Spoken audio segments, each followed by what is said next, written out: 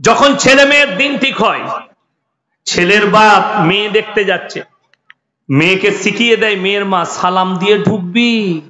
কি বুঝলেন? ও মনে হচ্ছে একদম মা ফতেমা এরকম করে ঢাকা নিয়ে সালামু আলাইকুম। কি বুঝলেন? আর এরা মনে করলে এত পরেজগার। কি বুঝলেন? শ্বশুর জিজ্ঞেস করছে মা কোরআন পড়ো? জি। মা নামাজ পড়ো? জি। কি বুঝলেন? জি বললো। ছেলেকে আল্লাহ কোনদিন নামাজ পড়ে না, শ্বশুর ঘর থেকে দেখতে এইছে জোহরের নামাজ পড়তে চলে গেছে। ইমাম সাহেব মনে মনে করলো মাল তো জীবনে আসে না, তখন বুঝতে পারলো ওই যে দেখতে এসছে, ওই জন্য হযরত পরেজগার হয়েছে আজকে। কি বুঝলেন? তারপরে শ্বশুর দেখলো ও হো জামাই তো আমার নামাজি, অসুবিধা নেই। বিয়ের পরে কোন শ্বশুর আত্মার বৌমাকে জিজ্ঞেস করে না মা আজকে নামাজ পড়েছো, মা আজকে কোরআন পড়েছো, এটা জিজ্ঞেস করার সময়ই পাই না। ঠিক কিনা? কোনদিন না। জামাই আট মোংলা করতে এসছে, জামাইকে বলেছো জামাই গোসল করে নাও, জোহরের আজান হবে, চলুন মসজিদে নামাজ পড়তে যাই শ্বশুর জামাই একসাথে। না, ও বাবারে, জামাই সকালবেলায় 8টায় উঠে একবার চা খেয়েছে, আর একবার বিটিকে নিয়ে শুয়েছে, বেলা 10টায় উঠবে। কি বুঝলেন? নাউজুবিল্লাহ, আস্তাগফিরুল্লাহ। তুমি দিন ভুলে গেলে তোমার বউ পেয়ে। না, আল্লাহকে ভুলো না। গোটা জীবনটা পড়ে আছে, তোমার বিবাহিত জীবন সারা রাত্রি পড়ে আছে। সারা রাত বিবির সঙ্গে মজা করো, গোসল করে স্বামী স্ত্রী ফজরের নামাজ আদায় করো। বড় কষ্ট লাগে। অনেকজন মনে করেন হুজুর আপনারা কি করেন? আরে আমি আমার যেদিনে বিয়ে হয়েছে সেই দিন থেকে আজও ফজরের নামাজ কাজা হয়। আমি কালকে যখন ঢুকেছি আমি দেখলাম ফজরের আজান বাকি আছে।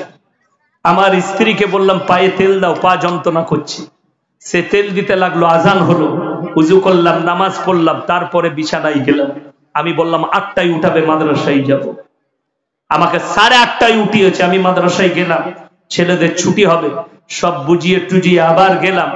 খানিকক্ষণ 11টা পর্যন্ত ঘুমালাম, 10টায় গিয়ে 1 ঘন্টা গোসল করে জুম্মার নামাজ পড়ে খানা খেয়ে আপনাদের কাছে রওনা দিলাম। বড় কষ্ট লাগে। আপনারা বলেন সময় আমাকে যদি এক্ষুনি বালিশ দেন আমি এক্ষুনি ঘুমিয়ে যাব। আমি খানা খেয়ে বিছানা আমাকে দিয়েছিল, আমি 1 ঘন্টা, আজিজ ভাই বায়ান করছে 9:30টায়, আমি 9:40-এ শুয়েছি, 1 ঘন্টা ঘুম হয়ে গেল আমার। 9:45 পর্যন্ত ঘুমালাম, উঠালো, ঘুম ভেঙে গেল। মাইক দিলে আমি এখন বকবো, যতক্ষণ সময় থাকবে বকে দেবো, আবার বিছানা দিবেন আমি আবার ঘুমিয়ে যাব।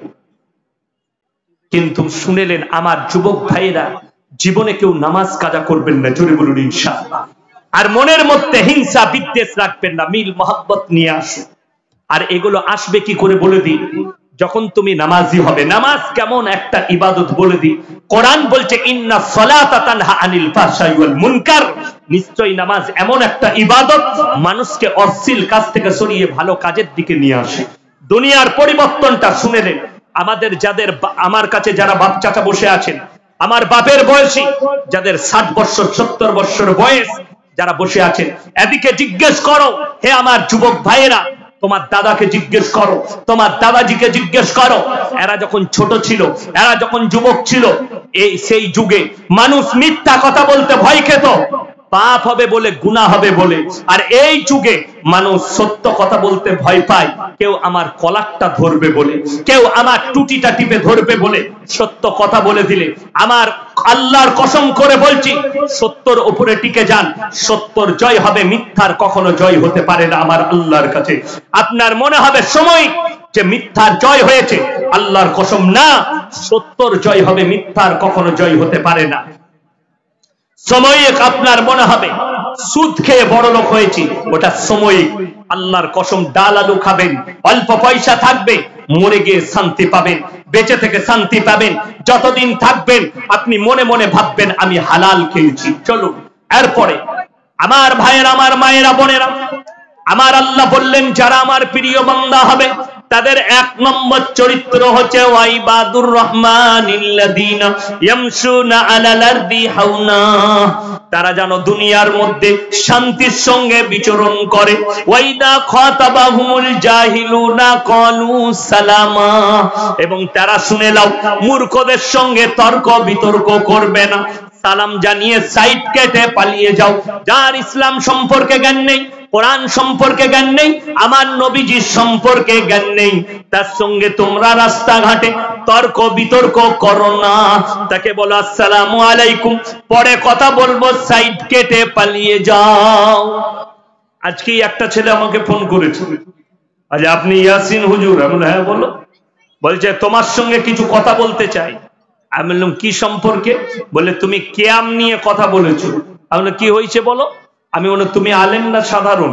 বলে আমি একটা সাধারণ ছেলে। আমি বললাম ওয়াইজা খাতাবাহুমুল জাহিলুনা ক্বালু সালামা।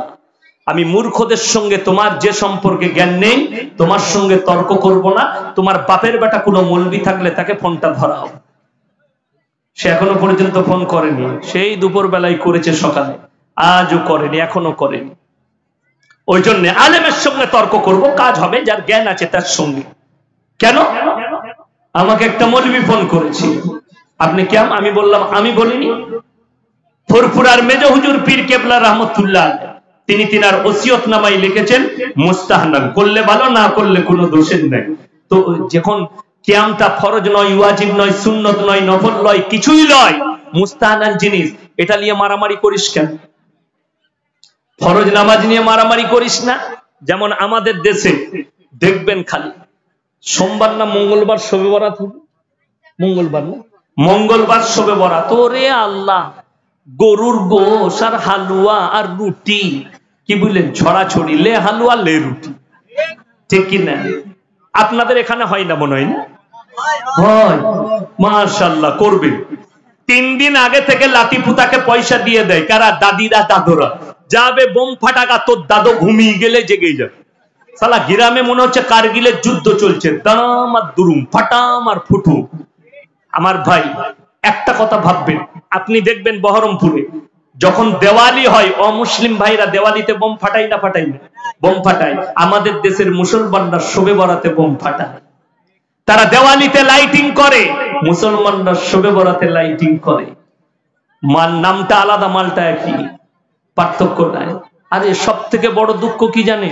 শবে বরাতের রাতে আমাদের দেশে আবার আলাদা নামাজে আবিষ্কার হয়, হয় না? সাদা জামা, সাদা টুপি। আপনার কোথায়? বহরমপুর, কলকাতা, 24 পরগনা, আপনার হাওড়া, হুগলি, মেদিনীপুর, সাদা জামা, সাদা টুপি আর অন্তর লাগিয়ে রাতের বেলায় 1 ফিলাস চা করে নিয়ে চলে গেছে। ইমাম সাহেব মনে মনে করছে, আল্লাহ, এদিকে তো জীবনে মসজিদে দেখিনি, কারগিলের যুদ্ধর মালগুলো এলো কোথা থেকে? এরা তো জীবনে আসেনি, বড় কষ্ট লাগে। আচ্ছা বলুন, ইমানদারির সঙ্গে বলবেন, শবে বরাতে কেউ যদি রোজা না রাখে গুনাহ আছে? গুনাহ আছে? এই জোরে বলুন, আছে? কে বললে আছে? শবে বরাতের রোজাটা নফল না ফরজ না ওয়াজিব না সুন্নত? নফল। নফল রোজা কেউ যদি না রাখে কোনো গুনাহ নাই, রাখলে নেকি আছে। জোরে বলুন সুবহানাল্লাহ। এই যদি কেউ বলে শবে বরাতের রোজা না রাখলে গুনাহ হবে, সেই লোকটা পাপী, বেদাত এই কথাটা। কেউ যদি বলে শবে বরাতের নামাজ পড়তেই হবে, আমাদের দেশে তো মাইকে এলান হয়, আসসালামু আলাইকুম, আগামীকাল একটা রোজা হবে, মায়েরা ভোরের বেলায় ভাত খাবে, আজ রাতের বেলায় নামাজ পড়বে। আবার অনেক মসজিদে নিয়ত বলে দেয়, কি কি নিয়ত করবে। আরে যে এলান করছে তে কেলানি খাবে। নফল রোজার এলান কোথা থেকে পেলি? তুমি জীবনে ফরজ রোজার এলান করলে না। রমজান মাসে সেই মৌলবি এলান করেনি। একটা রোজা যদি কেউ নিজে থেকে ফরজ রোজা ছাড়ে, সারা জিন্দেগি রোজা রাখলে একটা রোজার মসুল দিতে পারবে না। সেই এলান তুমি মসজিদে করলে না, নফল ইবাদতের এলান জুড়েছো। বড় কষ্ট লাগে। একটা মৌলবি ফোন করে বলছে, কে বললে এলান করা যাবে না? আমি বললাম এলান কর, কিন্তু কখনো ফরজ রোজার জন্য এলান করেছিস? হাজারো মুসলমান ফরজ রোজা রাখেন। আমি এক আমার আত্মীয়র বাড়িতে গিয়েছিলাম 3 বছর আগে।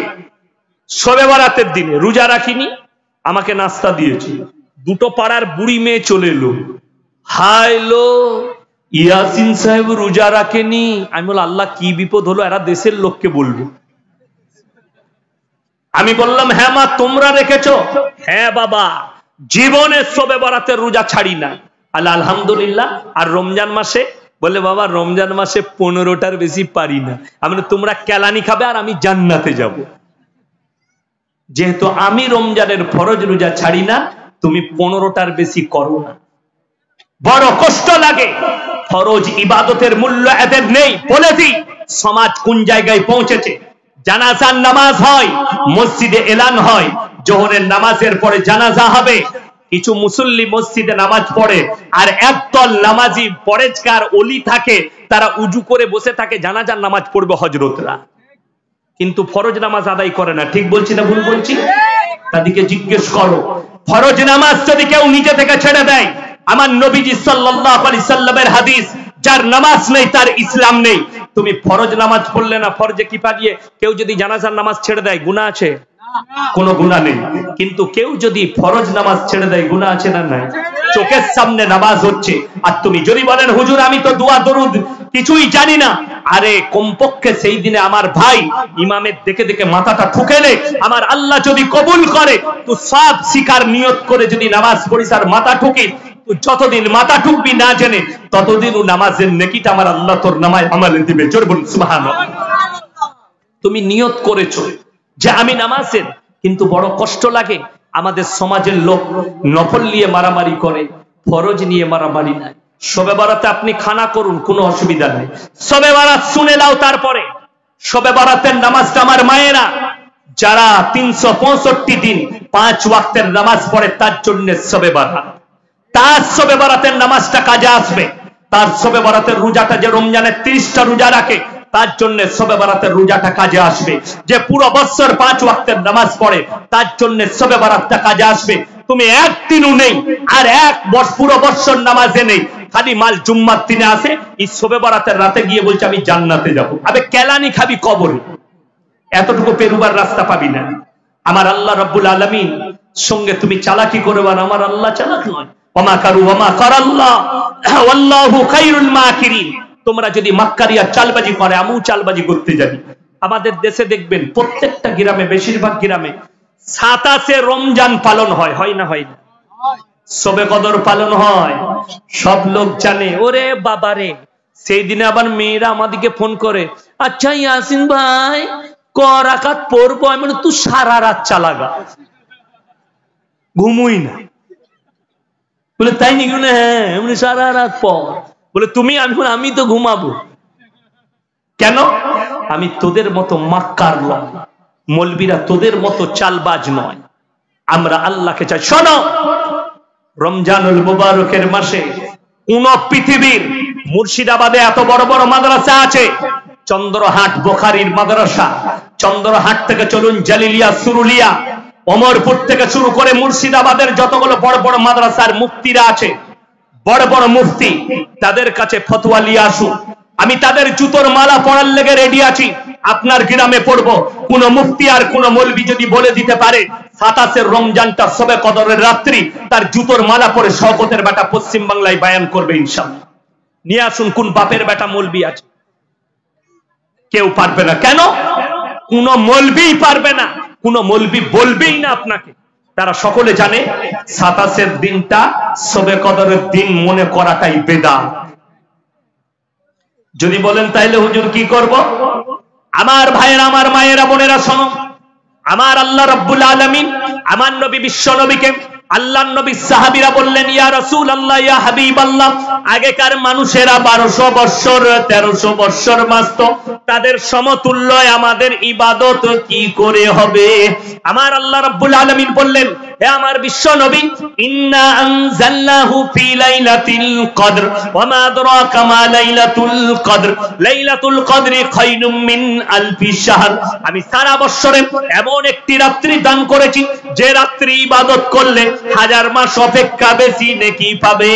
আমার ভাইয়েরা, আমার মায়েরা, বোনেরা, অনেক অনেক মুহাদ্দিসিন বলেছেন, কেউ কেউ বলেছেন পুরো বৎসরের মধ্যে লুকিয়ে আছে, কেউ কেউ বলেছেন রমজানুল মুবারকের মাসে বিজোর রাত্রিগুলোর মধ্যে লুকিয়ে রেখেছেন, কেউ কেউ বলেছেন 21 থেকে 29 পর্যন্ত, আর বেশিরভাগ মতামত দিয়েছেন তোমরা পুরো রমজান মাসের মধ্যে খুঁজে নাও। আমার ভাইরা, কারা পাবে শুনে নাও, যারা রমজান মাসে 30টা দিন যারা তাহাজ্জুদের নামাজ পড়বে তাদের জন্য সবে কাদার, যারা পুরো বছর তাহাজ্জুদের নামাজ পড়বে তাদের জন্য সবে কাদার। তুমি একদিনও নাই, খালি 27 রাত্রিতে এসে মাথা টুকছো, বলছো চালিয়ে দেবো। আবে আমাদের মতো মৌলবীরা বলে দিতাম মসজিদে ইমাম রাখার দরকার নাই, শুধু 27 রাত্রিতে পড়বি, এক রাত্রিতে 1000 মাস অপেক্ষা বেশি নেকি পাবি। তাহলে আবার ইমাম রাখার জেনে গেছিস যখন 27, আমরা মৌলবীরাও আর নামাজ পড়তাম না, ওই 27 রাত্রে চালিয়ে নিতাম। এক রাতে 1000 মাসের বেশি অপেক্ষা নেকি, বুঝতে পারেননি? কিন্তু আল্লাহ তো তা বলেনি। আমার ভাই শোনো, ওমা কারু ওমা করাল্লাহু আল্লাহু খায়রুল মাকিরিন। তোমরা যদি মাক্কারি চালবাজি করো, 27 ভিড় করবি, 25 মাল পেরিয়ে যাবে, খুঁজে পাবি না। কারা পাবে? যারা প্রত্যেক দিন তাহাজ্জুদের নামাজ পড়েছে তাদের জন্য সবে কাদার। আমার ভাইরা সবাই নিয়ত করুন, রমজান মাসে প্রত্যেক দিন তাহাজ্জুদের নামাজ পড়বো ইনশাআল্লাহ। প্রত্যেক দিন তাহাজ্জুদের নামাজ রমজান মাসে কত সহজ বলে দিই তাহাজ্জুদ পড়া, আপনি অবাক হবেন, এত সহজ। আমাদের মায়েরা মসজিদে এলান হয় না রাত 1:30টার সময়, এরপরে উঠে পড়ুন, সাহারি রেডি করুন, আপনারা সাহারি খেয়ে নিন। রাত 1:30টায় হাঁকে না হাঁকে? হাঁকে। মায়েরা স্বামীকে উঠিয়ে দাও, উঠে পড়ুন, 1:30টা বেজে গেছে, আপনি তাহাজ্জুদ পড়লেন উজু করে, আমি খানা রেডি করি। খানা রেডি হয়ে যাবে, স্ত্রী তাহাজ্জুদ পড়ে নেবে, আধ ঘন্টা আগে সেহরি খেয়ে নেন, সাহরি খাওয়া হবে, সকলের তাহাজ্জুদ পড়া হবে, 30 দিন তাহাজ্জুদ পড়তে পারবেন। কিন্তু বড় কষ্ট লাগে আমাদের দেশে। আমার বর্তমানে সীতাভোগ মিহিদানা বিখ্যাত, শুনেননি? সীতাভোগ মিহিদানা বিখ্যাত। তবে একটা কথা বলি, অনেক লোক স্টেশন থেকে নিয়ে আসে, আসে না? আসে না? দেখবেন ওই রাস্তার ধারে দোকানগুলোই নিয়ে চলে আসে, দিয়ে এসে বলে পচা মাল ভরে দেয়, দিয়ে বলে একদম বাজেবে, বর্তমানের মিহিদানা ভালো নয়। আমি যে দোকানে বলবো সেই দোকানে কিনে খাবে। রাধা বল্লভ মিষ্টান্ন ভান্ডার, তেঁতুলতলা বাজারে গণেশ মিষ্টান্ন ভান্ডার, একদম কলেজ মোড়ে, বিবেকানন্দ কলেজ মোড়ে সোদামিনী, এই মিষ্টির দোকানগুলোই কিনবেন, তবে বুঝতে পারবেন রাধা বল্লভ একটা মিষ্টির দোকানে 130 রকম কোয়ালিটির মিষ্টি আছে, সব থেকে বড় দোকান বর্তমান টাউনে, আর তার মিহিদানা 550 টাকা কেজি। মুখে দিবেন মিলিয়ে যাবে সঙ্গে সঙ্গে। তো আমাদের দেশে বর্তমানে জানেন একদিনও নামাজ পড়ে না, 27 রাত্রিতে 5 কেজি মিহিদানার সীতাভোগ নিয়ে চলে এসছে, এসে দিয়ে নামাজের পরে মসজিদে, লাও ভাই লাও, শালা মিহিদানা দিয়ে জান্নাতে যাবি, কেলানি খাবি কবর। মিষ্টি দিয়ে কোথা জান্নাত পাবি? মিষ্টিতে জান্নাত পেলে তো আমরা মৌলবীরা আগে পেয়ে যেতাম। বড় কষ্ট লাগে, ওটাই তো আমাদের দুঃখে। আপনি সহজে রাস্তা বার করতে চাইছেন, আমার আল্লাহ আপনার জন্য এত সহজ করেছে, আপনি সেই সহজ পেলেন না, কঠিন করে নিলেন। আপনি টাকার বিনিময়ে, মিষ্টির বিনিময়ে আপনি চাইছেন জান্নাত খরিদ করব, আল্লাহর কসম না। আমার আল্লাহ রাব্বুল আলামিন চলুন 3 নম্বর আখলাকটা, মারাত্মক আখলাক বর্ণনা করেছেন। ওয়াল্লাযীনা ইয়াবিতুনা লিরাব্বিহিম সুজদান ওয়া কিয়ামা। আমার যারা প্রিয় বান্দা হবে তাদের 3 নম্বর আখলাকটা শুনে নাও। তারা রাতের অন্ধকারে রাত জেগে কেঁদে কেঁদে আমার ইবাদতে রাত যাপন করে। সবাই রাত জাগরণ করব, জোরে বলুন ইনশাআল্লাহ। কখন? আপনি যদি মনে করেন আরে আমার ইয়াসিন ভাই বলে দিয়ে চলে গেল সারা রাত তাহাজ্জুদের নামাজ পড়বি, রাত 10টার সময় 9টার সময় বউকে বললে এক ফিলাস চা দে, তো 1 ফিলাস চা দে, আপনি চাটা নিয়ে মসজিদে চলে গেলেন। ইমাম সাহেব বললে কি ব্যাপার? বলে সারা রাত হুজুর বলে গেছে নামাজ পড়বো, তুই কেলানি খাবি, হুজুরও কেলানি খাবে। সারা রাত নামাজ নয়, বিসমিল্লাহ, আলহামদুলিল্লাহ, সারা রাত্রি নামাজ নয়। আমার আল্লাহ কোরআনে শিখিয়েছেন নবীজিকে। প্রথমেই আমার নবী বিশ্ব নবীর আল্লাহ প্রশংসা করলেন, ইয়া আইয়ুহাল মুজাম্মিল, ওগো নবী যখন তুমি কম্বল আবৃত্তি করো, গায়ে দাও আর মেম্বারে বসো। পৃথিবীর কোন রাজা বাদশাকে অত সুন্দর লাগে না, আপনাকে মেম্বারে এত সুন্দর লাগে। কুমিল লাইলা ইল্লা কালিলা, উঠে পড়ুন। নিসফাহু আও ইনকুস মিনহু কালিলা, নিস মানে হচ্ছে অর্ধেক, অর্ধেক কিংবা তার থেকে একটু বেশি রাত্রিতে উঠে পড়ুন আর আল্লাহর ইবাদতে দাঁড়িয়ে যান। অর্ধেক কিংবা তার থেকে একটু বেশি, 12টা কিংবা 1টা, তারপরে উঠে পড়ো। বিবির হক আদায় হবে, আল্লাহর হক আদায় হবে। আমার ভাইয়েরা, আমার মায়েরা, বোনেরা, যারা মনে মনে ভাবেন 24 ঘন্টা মসজিদে থাকতে হবে, তার দিন বুঝা হয়নি, ইসলাম বুঝা হয়নি। আমার আল্লাহ রাব্বুল আলামিন কোন মানুষকে 24 ঘন্টা মসজিদ বলেননি। আমার আল্লাহ রাব্বুল আলামিন বললেন, ইয়া আইয়ুহাল্লাযীনা আমানু ইযা নুদিয়া লিস-সালাতি মিন ইয়াউমিল জুমআ ফাসাউ ইলা যিকরিল্লাহি ওয়া যারুল বাই' যালিকুম খায়রুল লাকুম ইন কুনতুম তা'লামুন। হে ঈমানদার ব্যক্তিরা, তোমাদেরকে যখন জুম্মার জন্য ডাক দেওয়া হয়, তোমরা বেচা কিনা বন্ধ করে দাও, ব্যবসা বাণিজ্য বন্ধ করো, খেতিবাড়ি বন্ধ করো, আর চলে এসো কল্যাণের দিকে। মসজিদে আল্লাহর ঘরে ছুটে এসো। যখনই আজান হবে সবকিছু বন্ধ করো আর আল্লাহর ঘরে প্রবেশ করো। কতক্ষণ থাকবেন? যখনই আবার ইবাদত হয়ে যাবে, আমার আল্লাহ রাব্বুল আলামিন পরের আয়াতে বললেন, ফাইদা কুদিয়াতিস সালাতু ফান্তাশিরু ফিল আরদি ওয়াবতাগু মিন ফাদলিল্লাহ ওয়াজকুরুল্লাহা কাসীরান লাআল্লাকুম তুফলিহুন। হে আমার বান্দারা, আবার যখন নামাজ আদায় হয়ে যাবে, আবার তোমরা হালাল রুজির সন্ধানে পৃথিবীতে ছড়িয়ে পড়ো। জোরে বলুন সুবহানাল্লাহ। হালাল রুজির সন্ধানে তোমরা পৃথিবীর বুকে ছড়িয়ে পড়ো। তোমাদের জন্য আল্লাহ রুজি ছড়িয়ে রেখেছে। ওই জন্য আমার ভাই সবাই নিয়ত করলেন, আজ থেকে হালাল রুজি রোজগার করব। জোরে বলুন ইনশাআল্লাহুল আজিজ। হালালে বরকত আছে, হারামে জীবনে বরকত পাবেন না। হারামে বরকত নেই, হালালে বরকত আছে। আমার ভাই আপনারা দেখলে বুঝতে পারবেন, যাদের মনে মনে হচ্ছে যে রুজির মালিক আমি তো ইনকাম করি, তাদের আল্লাহর প্রতি বিশ্বাস নেই।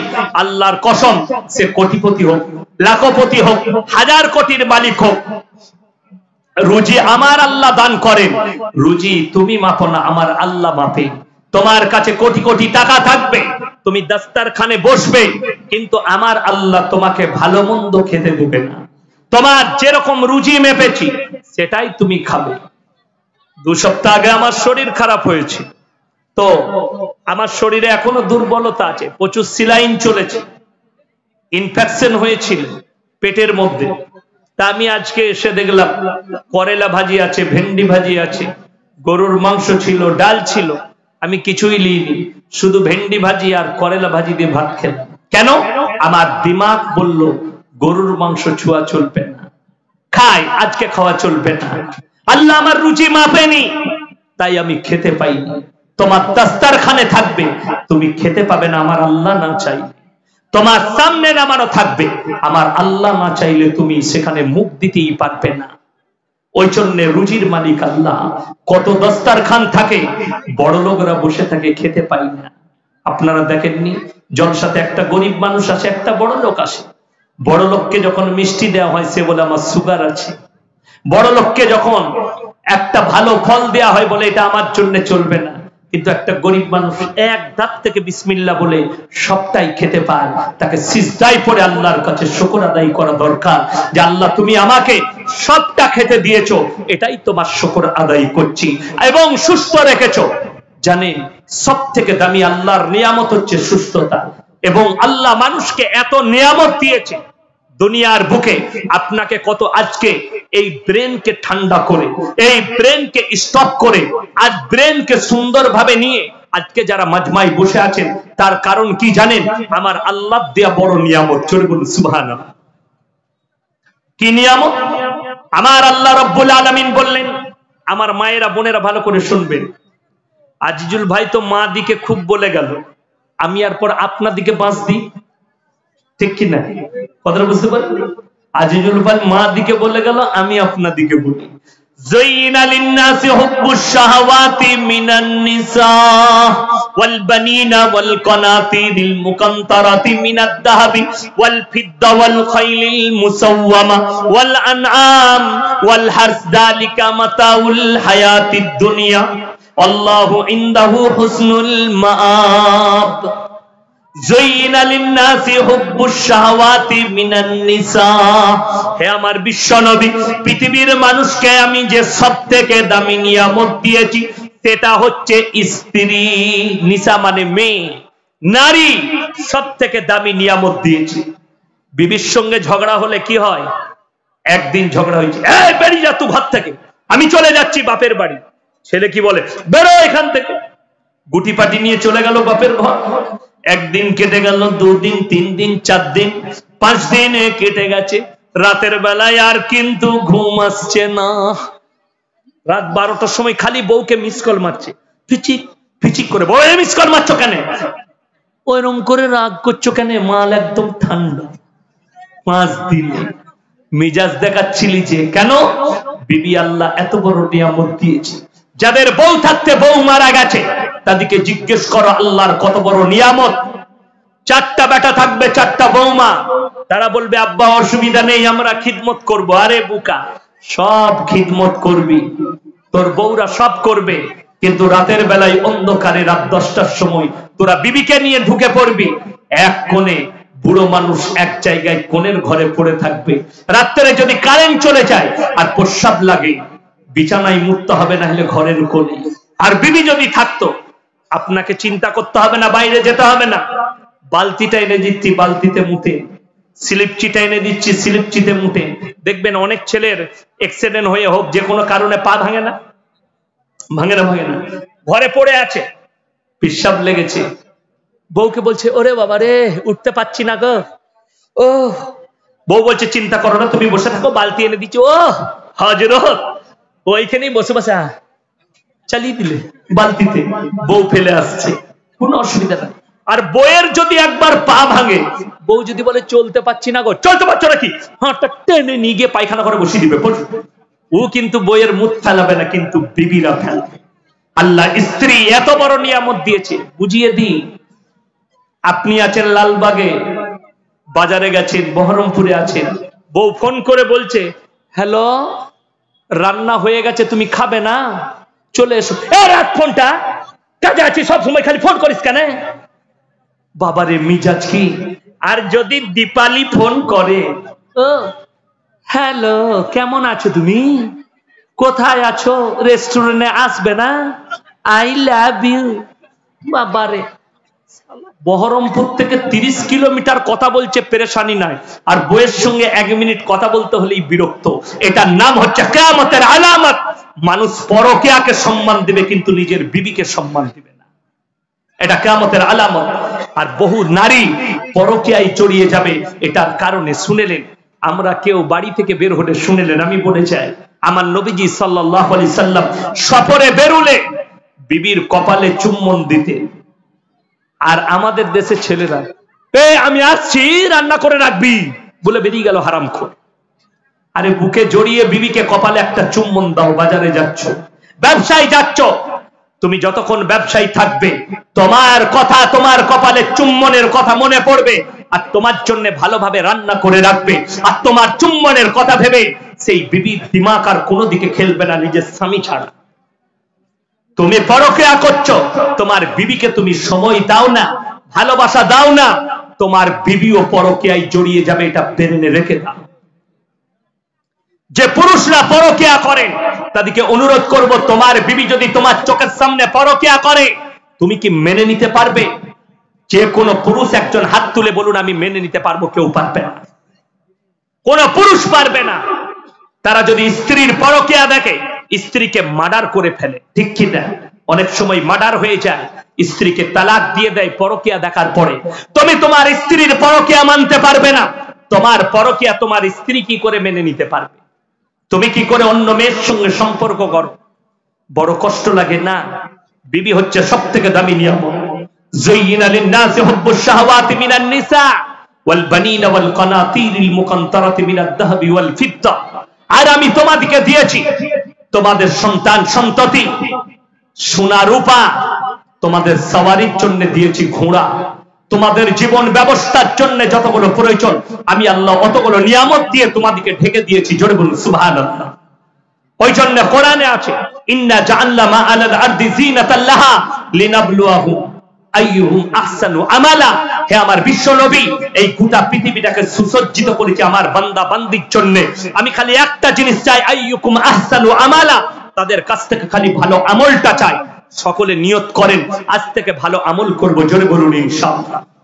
আমার ভাই, আমার মায়েদিকে বলবো তোমরা নামাজি হও, মুসল্লি হও, দিনদার হও, হালাল পথে চলনে वाला হও।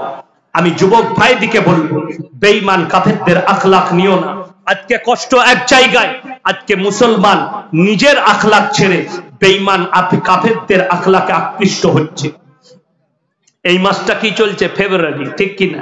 এরপরে কি আসবে? মার্চ, তারপরে আসবে এপ্রিল। মার্চ চলছে না, এরপরের মাসের নাম কি হবে? এপ্রিল।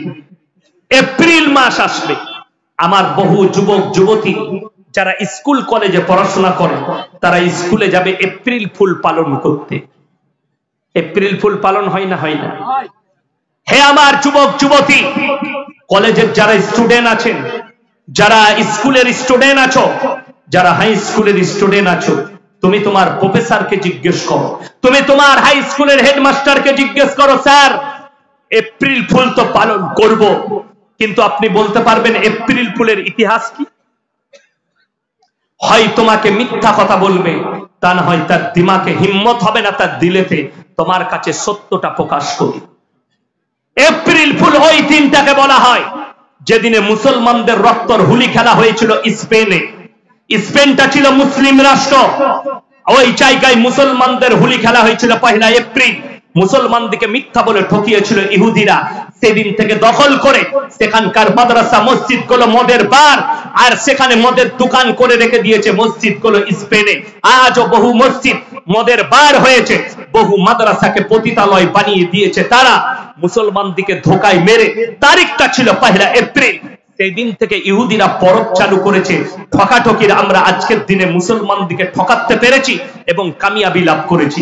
আজকে মুসলমানদের যুবক যুবতীরা, এই হারামখোররা, তারা এপ্রিল ফুল পালন করে আর নিজেকে মুসলমান বলে দাবি করে।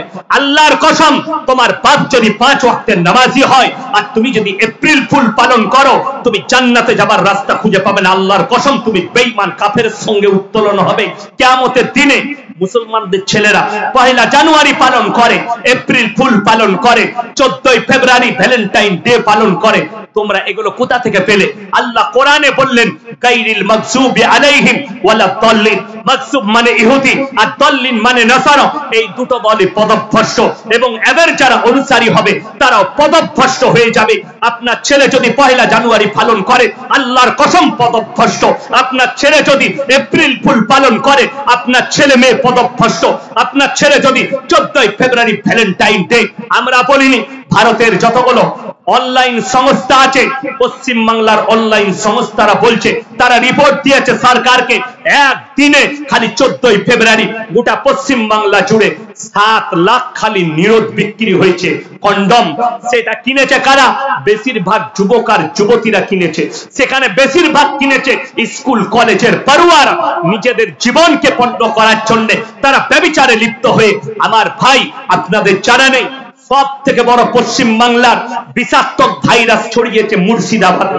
এই ভাইরাস আমার বর্ধমান জেলাতেও নেই, অতটা যতটা ছড়িয়েছে মুর্শিদাবাদে। সেটার নাম হচ্ছে সমকামী।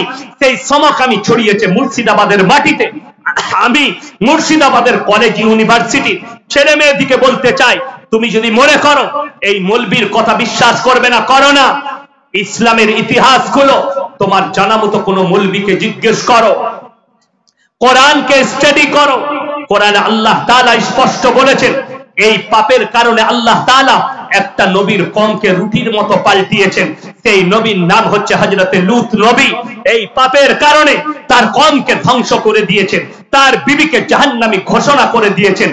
আল্লাহর কসম, হে আবার যুবক যুবতীরা যারা সমকামিতায় লিপ্ত আছো, তারা ইস্তেগফার করো, তারা কালমা পড়ে নাও, তারা আল্লাহর কাছে কাঁদো আর ইস্তেগফার করে ফিরে এসো। তা না হলে শোনো, হযরতে লূত নবীর বিবি জাহান্নামী, আল্লাহ লাকির টেনে দিয়েছেন, এটা আর তার নবীরা, সেই নবীরা ফিরাতে পারবে না। হযরতে নূহ নবীর বিবি জাহান্নামী, আল্লাহ কোরআনে লাকির টেনে দিয়েছেন, এটা আর ফিরবে না।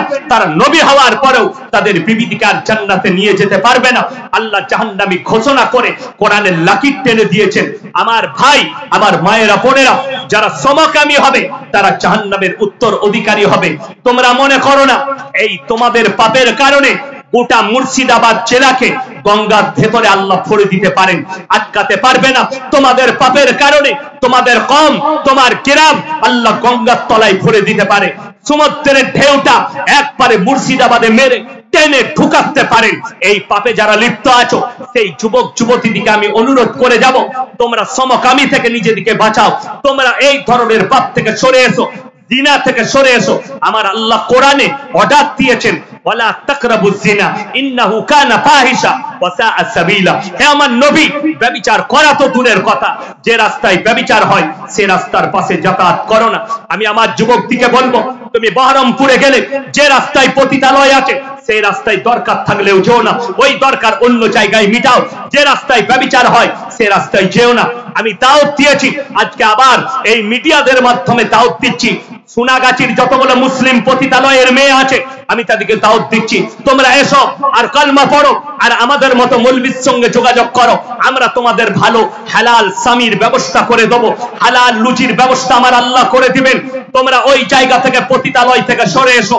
যারা বর্তমান আর বহরমপুর আর আমাদের পশ্চিম বাংলার নয়, ভারতবর্ষের যতগুলো পতিতালয় আছে, সোনাগাছি থেকে আসানসোলের নিয়ামতপুর, নিয়ামতপুর থেকে বর্তমানের মহাজনটলি, ওখান থেকে বহরমপুরের যতগুলো নিষিদ্ধ পল্লীর মেয়ে আছে, যারা মুসলিম মা আছেন, মুসলিম বোন আছেন, আমি তাদেরকে অনুরোধ করব, এই পাপ থেকে নিজেদেরকে বার করে নিয়ে এসো। তা না হলে তোমরা জাহান্নামের সব থেকে দামি স্থলে চলবে, তোমাদেরকে আল্লাহ এমন আগুনে নিক্ষেপ করবে, আল্লাহর কসম তোমরা জান্নাতের খুশবু পর্যন্ত পাবে না এই ব্যভিচারের কারণে। তা না হলে আল্লাহ যে যৌবনটা দিয়েছে, পুরুষরা শোনো, আল্লাহ যে যৌবন দিয়েছে, এই যৌবনটা তোমার স্ত্রীর জন্য আমানত, এই যৌবনটা তোমার বিবির জন্য আমানত। যারা অন্য জায়গায় খরচ করবে তাদের কাছে আমার আল্লাহ হিসেব নেবেন এবং কঠিন শাস্তি দেবেন। ওই জন্য অনুরোধ করব, প্রত্যেকটা ভাই, প্রত্যেকটা মা বোন নিজেদের ইজ্জতের হেফাজত করুন। জোরে বলুন ইনশাআল্লাহ। আমার আল্লাহ কোরআনে বলেছে, হে আমার নবী তাদেরকে বলো তারা যেন নিজেদের লজ্জা স্থানের রক্ষণাবেক্ষণ করে, তারা যেন নিজেদের ইজ্জতের হেফাজত করে। এই লজ্জা স্থানের যারা হেফাজত করতে পেরেছে আর বিবির জন্য আমানত করে রেখে দিতে পেরেছে, সেই ছেলেরা মুমিন হবে। জোরে বলুন সুবহানাল্লাহ। তুমি মুমিন। তোমার যদি শুনেলেন, আমি অর্ডার দিয়ে যাচ্ছি, আমি অর্ডার দিচ্ছি আপনাদিকে। অনেক মা বাপ আছে, ছেলের বয়স হয়ে যাওয়ার পরও ইনকাম নাই বলে বিয়ে দিতে চাই না, ঠিক কিনা কথা বলেন? সেই মা বাপরা শুনেলেন, তার থেকে বড় অন্যায় কাজ আর কেউ করেনি। রুজির মালিক আল্লাহ। আমি যখন প্রথম ফারেক হওয়ার পরে মাদ্রাসায় লেগেছি, বর্ধমানে খাগড়াগড় কাণ্ড যেখানে ঘটেছিল ওখানে একটা মাদ্রাসা আছে। আমার প্রথম জীবন সেখান থেকে শুরু করেছি পড়ানো। সেই মাদ্রাসায় যখন ছিলাম, আমার জীবনের মুর্শিদাবাদের মাটিতে প্রথম জলসা সুরুলিয়া মাদ্রাসা। আমার আব্বাজির শরীর খারাপ ছিল, আমার মুর্শিদাবাদের মাটিতে অভিষেক ঘটেছে সুরুলিয়া মাদ্রাসা থেকে। আমি গর্ব করে বলছি, সুরুলিয়া মাদ্রাসায় আমার আব্বাজির শরীর খারাপ ছিল। আমার বদরুল আলম ভাই শেখুল হাদিস, উনি বললেন ইয়াসিন ভাইকে পাঠাও, ফারেক হয়ে চলে এসেছে। বললে আরে ইয়াসিন কি জলসা করবে? বললে পাঠান। আল্লাহ আমার দ্বারা বলিয়ে নিয়েছিলেন। ওইখানে দাঁড়িয়ে আমি 15টা জলসা বুক করেছিলাম মুর্শিদাবাদের মাটিতে। সেই আমার অভিষেক ঘটেছিল ওই সুরুলিয়া মাদ্রাসা থেকে, যেটা আপনাদের গৌরব। আমার ভাই আপনাদেরকে বলি, আমি যখন মাদ্রাসায় ঢুকে আমার বেতন ছিল 2000 টাকা। কত বললাম? 2000। আমার মা, আমার আব্বাজি তখনই বিয়ে দিয়েছেন। 2000 টাকা বেতন। আমি চিন্তা করলাম, আমার আব্বাজিকে বললাম যে আমি 1 বছর আগে চাকরি করি। বললেন না, রুজির মালিক আল্লাহ, তুমি বিয়ে করো। সেই দিন থেকে আজ পর্যন্ত আল্লাহ আমার রুজিতে কমি দেয়নি। জোরে বলুন সুবহানাল্লাহ। তোমার ছেলের ইনকাম নেই কিংবা পড়াশোনা করছে, উপযুক্ত বয়স হলে বিবাহ দাও। বিবাহ হচ্ছে অর্ধেকটা ঈমান। সে চোখের জিনা থেকে বেঁচে যাবে, অন্তরের জিনা থেকে বেঁচে যাবে, নফসের জিনা থেকে বাঁচবে, হাতের জিনা থেকে বাঁচবে, শারীরিক ব্যভিচার থেকে বেঁচে যাবে। বহু মানুষ ছেলের ইনকাম নাই বলে বিয়ে দিতে চাই না, আর তারা খারাপ কাজ করে ফেলে।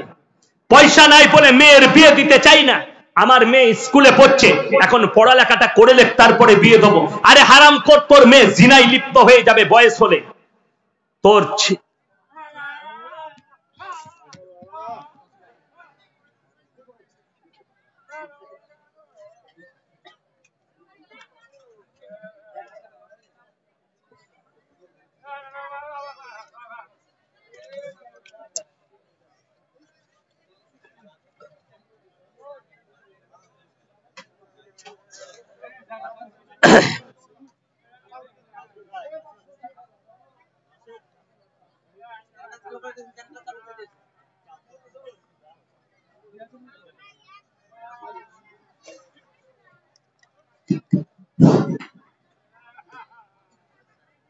আমার ভাই, সকল ভাইকে অনুরোধ করব, তোমার মেয়ে স্কুলে পড়বে, আলহামদুলিল্লাহ।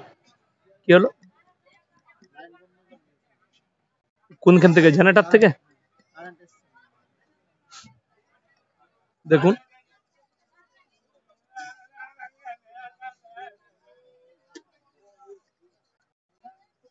এসছে কারেন্ট। লাইনটা আপনার কেটে দিল কেন?